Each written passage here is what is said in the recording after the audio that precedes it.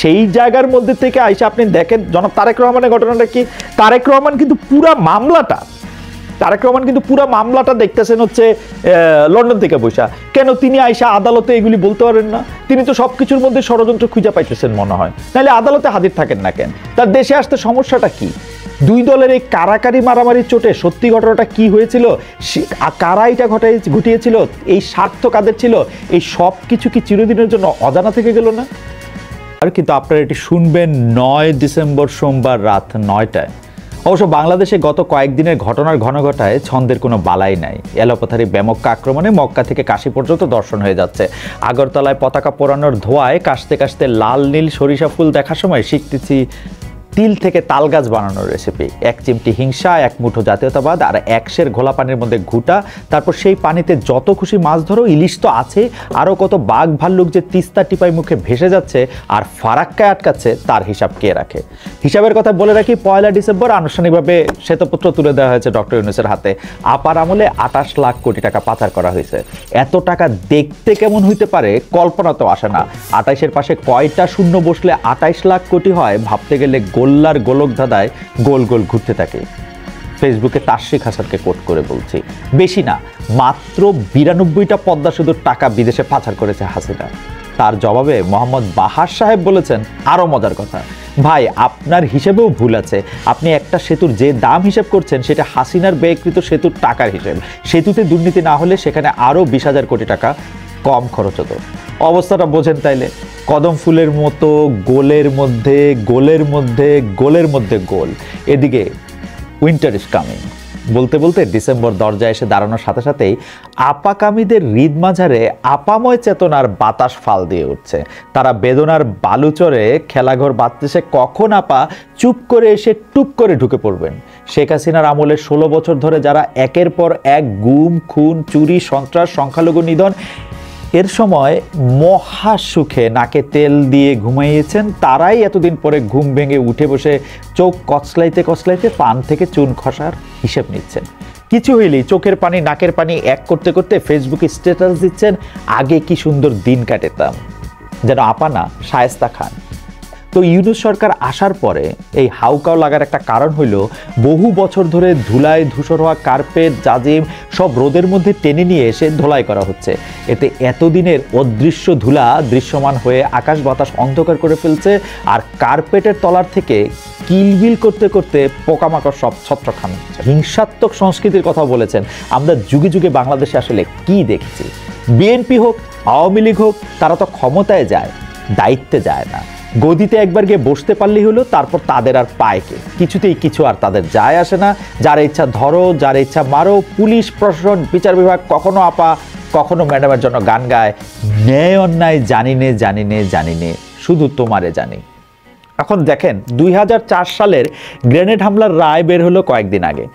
সম্পূর্ণ অভিযোগপত্রের ভিত্তিতে জুডিশিয়াল কোর্টে যে বিচার শুরু হয়েছিল, যা বিচারের রায় হয়েছিল, হাইকোর্ট তা অবৈধ বাতিল ঘোষণা করেছে। এর ফলে বিএনপির ভারপ্রাপ্ত চেয়ারপারসন তারেক রহমান সহ 49 জন আসামি খালাস পেলেন। এইটা ন্যায় বিচার হয়েছে কিনা সেই কথায় আমরা একটু পরে আসতেছি। আগে চলেন এঙ্গেলস রুট যে দায় মুক্তি সংস্কৃতির কথা বলেছেন তার 2টা উদাহরণ দেখি। 2013 সালে রানা প্লাজা ধসে পড়েছিল, মনে আছে তো আপনাদের? একটা প্রশ্নের রন্ধ্রে রন্ধ্রে দুর্নীতির প্রতীক এই রানা প্লাজা। আমরা তো সহজেই সব ভুলে যাই। ওই মানুষগুলোর দালান চাপা মৃত মুখগুলো মনে আছে কি আমাদের? যখন সারা দেশের মানুষ শোকে অসহায়তায় বিহব্বল, সে সময় হাসিনা শাহের স্বরাষ্ট্রমন্ত্রী মহিউদ্দিন খান আলমগীর বলেছিলেন, কতিপয় বিরোধী দলের বা যারা সরকারের লোক না, কি বলেছিলেন সেইটা এখন স্পষ্ট মনে, কিন্তু যা বলেছিলেন মানে ওই শব্দবন্ধগুলি খুব মনে আছে, যে তারা একটা স্তম্ভ ধরে নাড়াচাড়া করার ফলে রানা প্লাজা ধসে পড়েছিল। সিরিয়াসলি, স্তম্ভ ধরে নাড়াচাড়া। মহিউদ্দিন খান আলমগীর বাংলার সাথে ইংরেজি মিশিয়ে কথা বলতেন না, মানে ইন্টারেস্টিং না? তিনি বলেছিলেন যে স্তম্ভ ধরে নাড়াচাড়া করার কথা। আবার 2004 সালের 21শে আগস্ট যখন গ্রেনেড হামলা হলো, তখন বিএনপির শীর্ষ নেতৃবৃন্দের অনেকে এই মন্তব্য করেছিলেন, শেখ হাসিনা নাকি ভ্যানিটি ব্যাগে করে গ্রেনেড নিয়ে নিজেদের মারার ব্যবস্থা নিজেরাই করেছেন। ইন্টারেস্টিং। এসব হাস্যকর কথা বলার স্পর্ধা তারা পান কারণ তারা আসলে দেশের জনগণকে গোনায় ধরেন না। প্রথম থেকে বলি, 21শে আগস্ট আমি প্রথম আলোতে কাজ করি, মানে আমি আমি আমি কিছুদিন পড়াশোনার জন্য ইংল্যান্ডে ছিলাম, সেখান থেকে যখন ফিরে আসি, সেই ফিরে আসার পরের যেদিন আমি জয়েন করি প্রথম আলোতে সেদিনই 21শে আগস্টের গ্রেনেড হামলার ঘটনাটা ঘটে। চিফ রিপোর্টারের কাছে ফোন আসে বঙ্গবন্ধু এভিনিউ থেকে, যিনি রিপোর্টার ফোন করেছিলেন তিনি আসলে কথাই বলতে পারছিলেন না, কারণ হচ্ছে যে তার গলার আওয়াজ এবং অন্যান্য অনেক কিছুর আওয়াজে তার গলার আওয়াজ চাপা পড়ে গিয়েছিল। শুধু তিনি বলতে পেরেছিলেন এখানে গ্রেনেড বা এরকম কি জানি ফুটেছে, অনেক লোক মারা গেছে, অনেক লোক আহত হয়েছে। আমরা মানে আমাদেরকে রিপোর্টার হিসেবে সেদিনই আসলে আমার মনে আছে, আমার বন্ধু গোলাম কিবরিয়ার মোটরসাইকেলে করে আমি সেদিনই ঘটনাস্থলে যাই। ঘটনাস্থলে যাওয়ার পরে আমার মনে পড়ে আমরা যখন সচিবালয়ের সেকেন্ড গেটের এখানে, তখন আমার সাবেক সংসদ সদস্য জনাব রহমতুল্লাহর কথা মনে পড়ে। তিনি এসে আমাদের বাইকের কাছাকাছি আসলেন, তিনি এসে বললেন যে আমাকে একটু বাঁচান, বা বিড়বিড় করে জানি কি বললেন, তার সারা গায়ের রক্ত। আমরা যে মানে রিপোর্টার, আমরাও তাকে চিনতে পারতেছিলাম না। তিনি কোনো মতে আমাদেরকে বলতে পারতেছিলেন যে আমাদের হাসপাতালে নিতে পারবেন। আমাদের চোখের সামনে, এই সময় আমাদের চোখের সামনে আমরা ফটোগ্রাফার, আমাদের একটু সিনিয়র গোর্কি ভাইয়ের মোটরসাইকেলের পিছনে সারা গায়ে রক্ত নিয়ে সম্ভবত সুরঞ্জিত সেনগুপ্তকেও দেখি কোথায় যেন তাকে নিয়ে আসা হচ্ছে। আমি আর বন্ধু কিবরিয়া তখন বুঝে উঠতে পারছি না সামনে যাব না পিছনে যাব। কিবরিয়ার মাথায় হেলমেট ছিল, আমার মনে আছে যে আমার মাথায় তাও নাই। এখনও গ্রেনেড ফুটছে, অন্তত দুটি গ্রেনেডের আওয়াজ আমরা তখনও পেলাম। এর মধ্যে ঠিক করলাম সামনে যাব, এবং প্রথম দৃশ্য যা দেখলাম আমাদের যদ্দূর মনে পড়ে, আইভি রহমান শূন্য চোখে বসে আছেন, তার দুটো পায়ে উড়ে গেছে, আমরা তাকে দেখেও চিনতে পারি নাই। তখনও কোনো মেডিকেল অ্যাসিস্ট্যান্স আসে নাই, আশেপাশে কারো পা, কারো মাথার খুলি, কারো হাত ছড়ায় ছিটে আছে। আমরা তখনও জানি না শেখ হাসিনা মারা গেছেন কি বেঁচে আছেন, কিন্তু তিনি সিভিয়ারলি ইনজুর্ড, এই কথা অনেকেই বলছেন। এমন সময় শুনলাম আমাদের বন্ধু কলিগ ফটোগ্রাফার জিয়া ইসলাম, যিনি নাকি ওই দিন ট্রাকে ছিলেন, তাকে নাকি গ্রেনেডের আঘাতে উড়ে যেতে দেখেছেন কেউ কেউ। আমরা সব ছেড়ে তখন জিয়াকেই খুঁজছিলাম। পরে জানলাম আসলে গ্রেনেড ফাটার যে শব্দ, তার রিয়েকশনে সে অনেকখানি উপরে উঠে অজ্ঞান হয়ে ট্রাকেই পড়েছিল। এই সময় মাত্র শেখ হাসিনা বক্তৃতা শেষ করছিলেন আর জিয়া তার ছবি তুলছিলেন। আমরা গেলাম ঢাকা মেডিকেল কলেজে, সেখানে একদম কারবালার মতো অবস্থা। এর মধ্যে কেউ কেউ সেখান থেকে বের হওয়ার চেষ্টা করছে, কারণ তারা নাকি খবর পেয়েছে এর মধ্যেও তাদেরকে ধরে নিয়ে যাওয়া হবে। আমরা সেখান থেকে জানলাম যে আওয়ামী লীগের নেতাকর্মীদের শিকদার মেডিকেল কলেজে, ধানমন্ডির যে শিকদার মেডিকেল কলেজ আছে সেখানে নিয়ে যাওয়া হচ্ছে। সেই শিকদার মেডিকেল কলেজ হাসপাতালে নিয়ে যাওয়া হয়েছে ধানমন্ডির কর্মীদের। আমরা সেখানে গেলাম, সেইখানের পরিস্থিতি থমথমে, কেউ কারোর সঙ্গে কথা বলছে না, পুরো ঢাকায় আসলে থমথম করছে। আমরা সেখান থেকে সুধা সদনের সামনে গেলাম, মানে শেখ হাসিনার যে বেসরকারি বাসভবন, তখন সেখানে কয়েকজন পুলিশ আছে, কেউ কারো কোনো খবর জানে না। আমরা বিভিন্ন জায়গায় যোগাযোগ করার চেষ্টা করলাম, রিপোর্টার হিসেবে সরকারে কারোর সাথে কথা বলার চেষ্টা করলাম। স্বরাষ্ট্রমন্ত্রী, মানে যিনি স্বরাষ্ট্র মন্ত্রণালয়ের দায়িত্ব ছিলেন, সেই লুৎফুজ্জামান বাবর সাহেব ফোন ধরেন কিনা সেটা চেষ্টা করছিলাম, কিন্তু কোথাও কানেক্ট করতে পারছিলাম না। সে সময় বেগম জিয়ার অফিস থেকে আমাদের জানানো হইলো যে বেগম জিয়া সুধা সদনে যেতে চেয়েছিলেন, কিন্তু শেখ হাসিনা নাকি চান নাই উনি যান। আমরা স্পটগুলি ঘুরে 11টার সময় ফিরে আসলাম। আমাদের যে রিপোর্টার অকুস্থলে ছিলেন জাহাঙ্গীর ভাই, উনি কোনো কথাই বলতে পারছিলেন না। ওনার চোখের সামনে বহু মানুষ মারা গেছে, একজন চাওয়ালা, একজন বাদামওয়ালাও ছিলেন তাদের মধ্যে। আওয়ামী লীগের নেতাকর্মীরা কে কে মারা গেছেন, কে কে আহত হয়েছেন সেই তালিকা আমরা তখনও পাই নাই।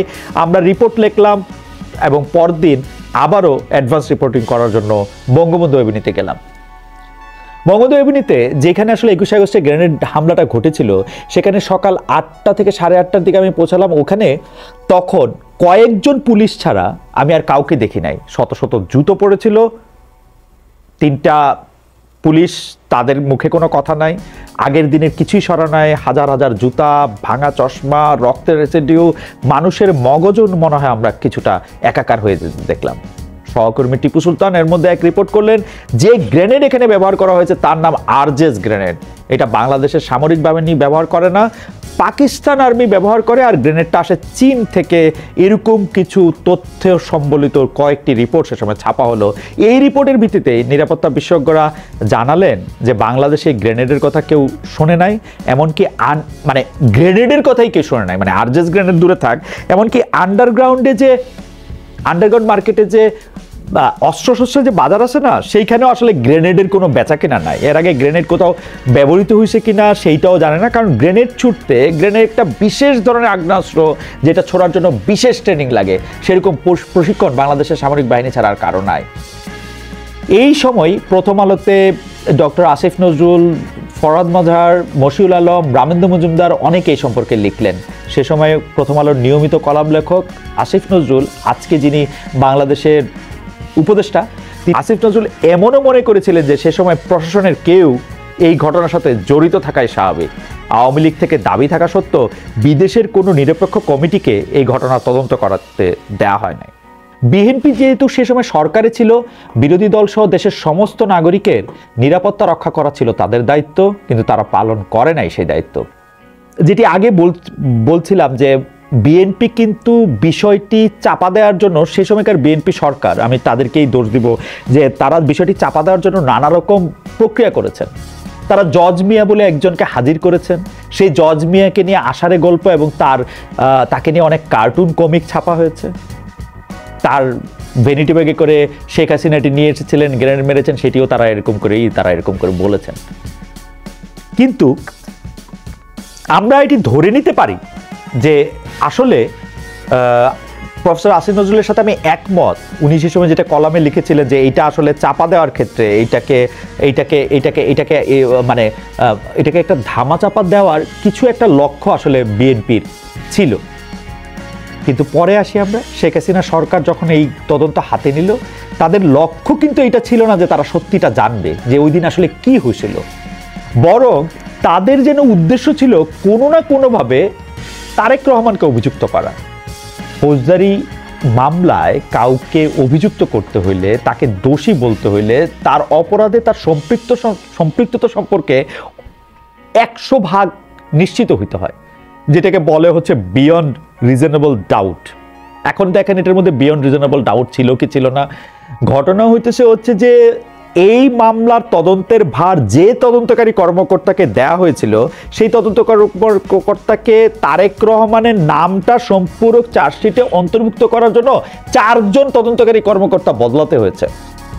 তারপরে সে চতুর্থ তদন্তকারী কর্মকর্তা একটি সাপ্লিমেন্টারি চার্জশিট করে তারেক রহমানকে অভিযুক্ত করেন, এবং তিনি যে এইটাতে অভিযুক্ত করতে পেরেছেন সেইটার পুরস্কার হিসেবে, আমি পুরস্কারই বলবো, তাকে এমপি পদে নমিনেশন দিয়েছিল আওয়ামী লীগ সরকার। এই নমিনেশনেও কিন্তু স্পষ্ট যে আসলে এই তদন্ত প্রক্রিয়া, যে তদন্তটা আসলে বিচার বিভাগের এক্সটেন্ডেড হ্যান্ড হওয়ার কথা, তাদের উদ্দেশ্যটা কি ছিল। এতে এই বিচারটা বিশ্বাসযোগ্যতা পাওয়ার প্রশ্নই আসে না। 2024-এ এসে এই বিচার বাতিল করায় এই যে আপাটিভিস্টরা নো ওয়ান কিল জেসিকার নকল করে nothing happened on 21 August status দিয়ে ফেসবুকে সয়লাভ করে ফেলছেন, তারা কি বিষয়টা বুঝতে পারতেছেন? তারা কি বুঝতে পারতেছেন যে এই অবিচারের জায়গাটা শুরু হয়েছিল অনেক আগে? যার এই অপরাধে অভিযুক্ত হওয়ার কথা ছিল কি ছিল না, সেটা কোনো নিরপেক্ষ তদন্তের মাধ্যমে করা হয় নাই। তো যাদেরকে এরকম একটা সাপ্লিমেন্টারি চার্জশিট, যে সাপ্লিমেন্টারি চার্জশিটটার মধ্যে প্রসিডিউরাল ভুল আছে, এবং যে ভুলটা আসলে ভুল না, যেটার মধ্যে যেটা প্রসিডিউরাল দুষ্টামি আসে, সেটা সেই সব মামলায় তাদের খালাস না দিয়ে বিচারকরা কি করবে? কিন্তু প্রশ্ন হইল, এর মধ্যে আবার আরেকটা প্রশ্ন আছে, দেখেন এর মধ্যে লেয়ারগুলি দেখেন। মানে 21 গ্রেনেড হামলা করে শেখ হাসিনা সহ তার যারা শীর্ষস্থানীয় নেতৃবৃন্দ ছিল তাদেরকে মেরে ফেলার একটা চেষ্টা নেওয়া হয়েছিল। পরে আবার বলা হয়েছে শেখ হাসিনা নিজেই এটা করেছেন, তদন্তের নামে মকারি করা হয়েছিল, এবং সেই তদন্তের নামে মকারি পরে যখন শেখ হাসিনা সরকার ক্ষমতা আসলেন, তারা কি করলেন? তারা হচ্ছে 1 বার 2 বার 3 বার আয়ও বদলায় চার্জশিটটা একটা সম্পূরক চার্জশিট দিয়া তার মধ্যে তারেক রহমানের নাম ঢুকায় তারপরে তারে বিচার করে এটার মধ্যে এটা করলেন। তো এই প্রসিডিউরাল ফ্লগুলি কি মানে কোর্ট দেখবে না? তো তারা এটা বাতিল করে দিছে। সেই জায়গার মধ্যে থেকে আইসা আপনি দেখেন জনাব তারেক রহমানের ঘটনাটা কি। তারেক রহমান কিন্তু পুরা মামলাটা দেখতেছেন হচ্ছে লন্ডন থেকে বসা। কেন তিনি আইসা আদালতে এগুলি বলতে পারেন না? তিনি তো সবকিছুর মধ্যে ষড়যন্ত্র খুঁজে পাইতেছেন মনে হয়, নাহলে আদালতে হাজির থাকেন না কেন? তার দেশে আসতে সমস্যাটা কি?